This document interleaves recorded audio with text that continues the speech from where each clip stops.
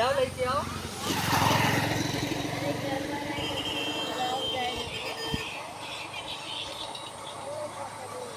आणि दादा ती बोलली